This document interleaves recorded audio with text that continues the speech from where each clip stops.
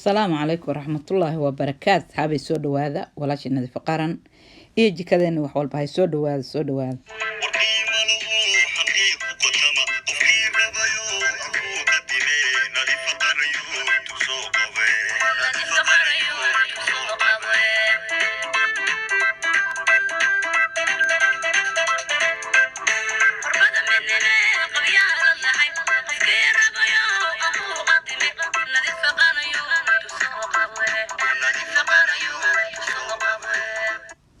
أصحابي سودو هذا. السلام عليكم ورحمة الله وبركاته. ولا شيء نذي فقرا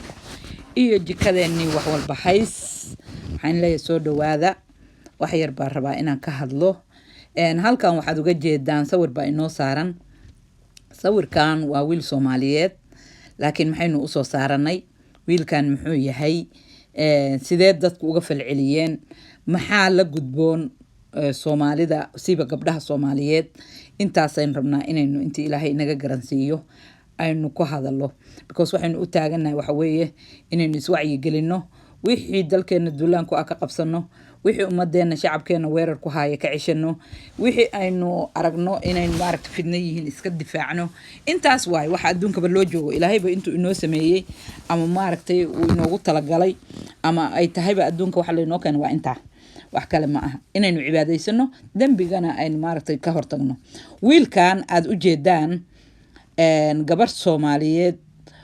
oo dhakhtarad ahayd oo caafimaadka baratay laakiin markaan fiiriyay ama aan dhageystay sheekadeeda bilow ilaa dhamaad waan dhageystay wiil baa soo qaatay oo wareysanayay sheekadaas ilaa bilow waa dhamaystay adarabtana YouTube-kiisa ka soo daawan kartaa gabadhan anigu gabadha sidaan u arko iyo wiilka sidaan u arko labadaba waan rabaa inaan ka hadlo gabadhan ku hormaraya gabadhu horta waa gabar wax baratay laakiin waxbarashadu waxba kaama bedesho wax kastood barato cilmi kastood yeelato aqoon kastood yeelato waxba kuguma soo kordhinayso haddaad adiga naf ahaan u dulaysan tahay ama naf ahaan isu aaminsan tahay inaadan waxba ahayn gabadha waxaa ka muuqatay markaan fiiriyay inayan ahayn qof maaragtay nafteedaba ku kalsoon inayan aaminsanayn nafteeda marka waxbarashadu waxba kuma soo kordhinayso qofka waxa waxbarashadu wax kugu kordhisaa marka naftaadana aad ku kalsoon tahay bay aqoontu wax ku tartaa waxaan saa u leeyahay gabar wax baratay caafimaad ka shaqeynaysa bulshada ay la shaqeynayso inta badan psychiatric iyo dad waalan iyo dad maaragtay caafimaadka nooca doontaba ahaa ku takhasus laakiin majorka ugu guud waxa lagu bartaa xanuunadoo dhan waa qasab inaad wax ka barato adigu markaas midka ku takhasusaysa ama midka aadaysa aday ku taala gabar marka caafimaadka barata inay garan weyso wiilkan dabeecadaha ay kaga sheekeynaysay dhaqamada ay ku aragtay before marriage systemka ay markay xataa guriga soo gashay oo loo soo galbiyay ay ku aragtay waxaas oo dhan waxba ka keeni weyday taas waxay ku tusaysaa aqoontu inay qofka haduuyan isagu damiir ahaan ama maskaxiyan ahaan u dhisnayn aan waxba ku soo kordhin oo ay noqoto hal bacad lagu lisay caana intaad soo qaaday aad dhul ku shubtay oo tiri dhulka ii haynaya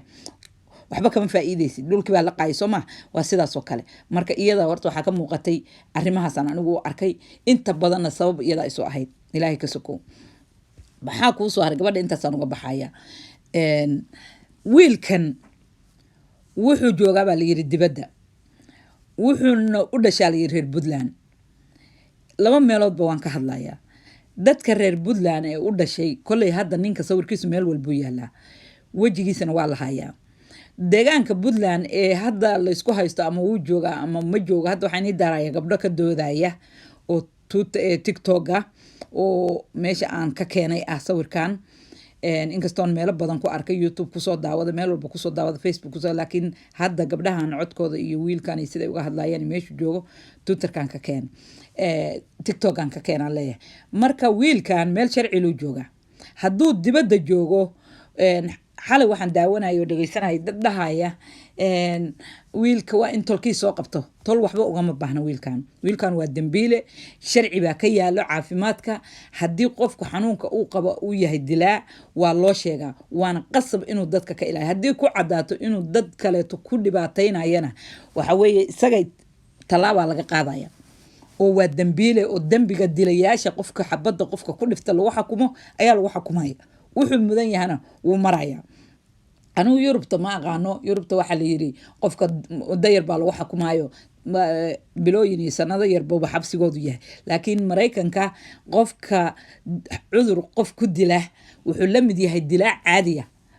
magaalooyinka qaarkood waaba la dilaaba meelaha qaarkoodna xabsi daayin buu leeyahay because waa dilaa waay waa silent killer baa la dhahaa kan oo kale waa silent killer waa dilaaga qarsoon oo aan la arkaynin marka wiilkaanu hadduu dibadda joogo tallaabo degdega laga qaadi karaa ummadda oo dhanna gabdho waxay sheegayeen inay wiil meelo u ka shaqeeya tageen inay rag u tageen inay raggu difaacayeen raggu way isdifaacaan sidiinoo kale maaha laakiin waxaan fideogan usoo qaatay oon ku farxay inay aan arkay gabdhihii ugu horreeyey ee isu doodaya gabdhihii u horreeyey oo u istaagay inay nin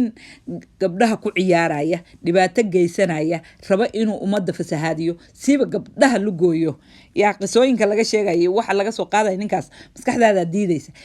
ninkaas marka gabdhaha u istaagay ee maanta isgarab istaagay taasaa isoo jiidatay taasaana keenta gabdhahan inaan soo qaato fideogooda iyo codadkoodaan leeyahay inaan soo qaato ninkan tallaabo waa laga qaadi karaa ninkan waa dilaa waa silent killer hadduu dibadda joogo uma baahna community uma baahna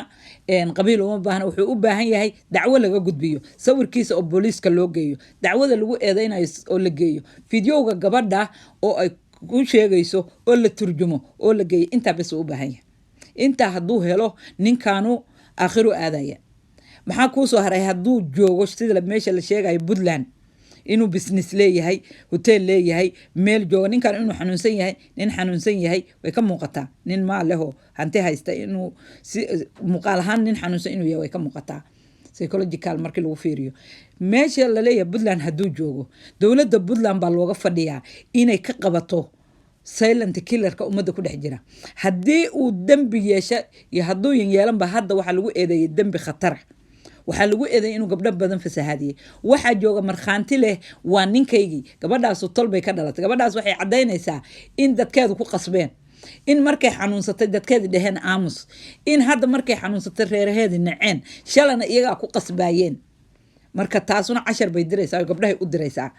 in aadan tol lahayn maalinta aad fiyowdahay ama dan lagaa leeyahay kaliya aad tol leedahay naftaada adaa mas-uulka ah aday tahay inaa ilaashato gabdhaha Soomaaliyeedna inay iyagu isu kacaan iyagu isdifaacaan sida raggu isu difaacayo raggu isu ilaashado inaynu isu ilaashano oo isu difaacno xaq baynu u leenahay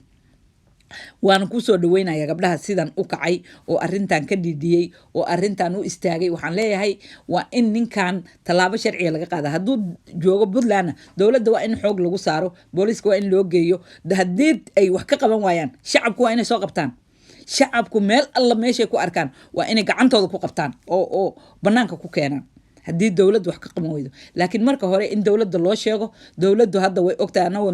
meel kasta joognaa ka warhayna xaalkiisa inay soo qabato hadduu dalki joogo tiraahdo dacwaa lagugu oogay soo baarto ilaa waa lagu baaraa Soomaaliya hadduu xanuunka laga helona ay tallaabo ka qaado haddii laga waayana ay banaanka keento oo dokumentiyadii wixii soo cadayso oo markaas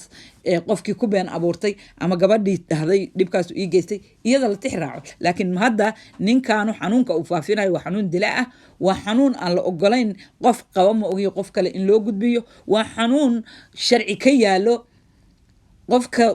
sameeyana tallaabo laga qaadayo marka anigu waxaan soo dhaweynayaa in meel walba gabdhuhu uga istaagaan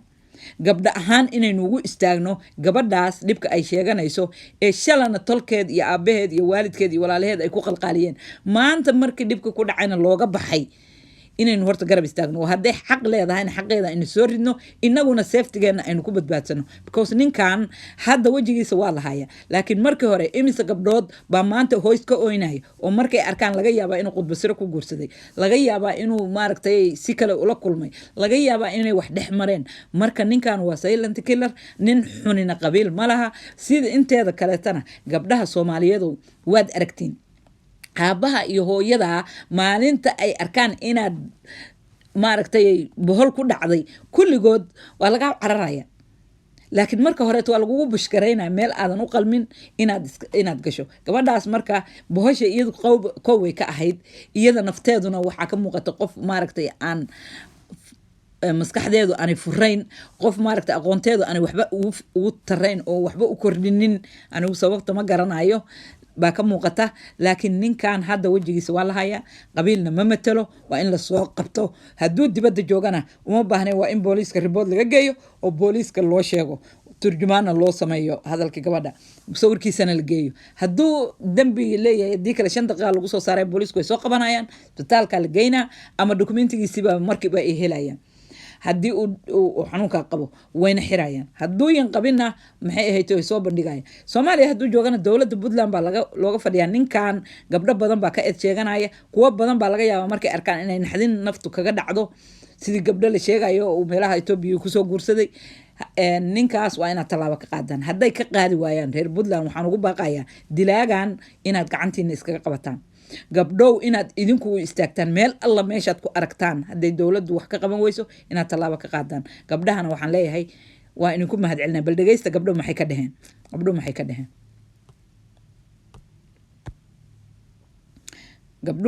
maxay ka dhaheen bal dhageysta gabdhahan ku sii daynaynaa marka codkii intuu aad codkiiba ii soo bixi le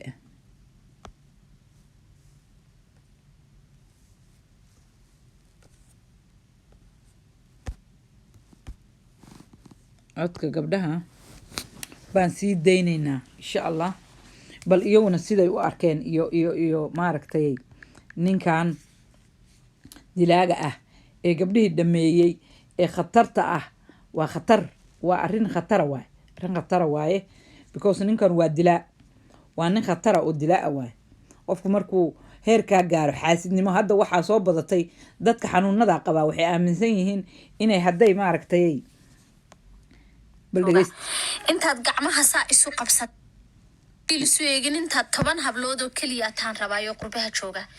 intaad gacmaha saa isu qabsataan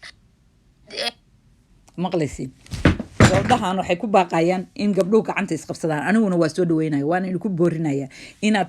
inaad u istaagtaan hadda ka dambe raggu way istaageeraan raggu way isa sabood gareeyaan in kuwii aad u tagteen in cunaana waxa keentay raggu way isku xiran yihiin ina marka idinkuna isku xiraataan sidaas oo kale u istaagtaan ninkaana meel la saaro waa soo dhaweynaya kuwa badan oo qarsoon baa jira oo sidan oo kala ina iska qabano aad iyo aad baan soo dhaweynaya waa in salaamaya walaasheen nadiif qaran meesha waa jikadeena wax walba hays barnaamijku waa barnaamij bulsho waa ninkii kilaagi qarsoona dilaagi qarsoona ee kayla silent killer ka ahaa ee la sheegay inuu dhibaato badan xanuunkan 3 xaraf ah oo dadka ku faafinayo ninkan waa inta laaba laga qaado waa in salaamaya barnaamijkana faafiya. Assalaamu calaykum waraxmatullaahi wabarakaatuh.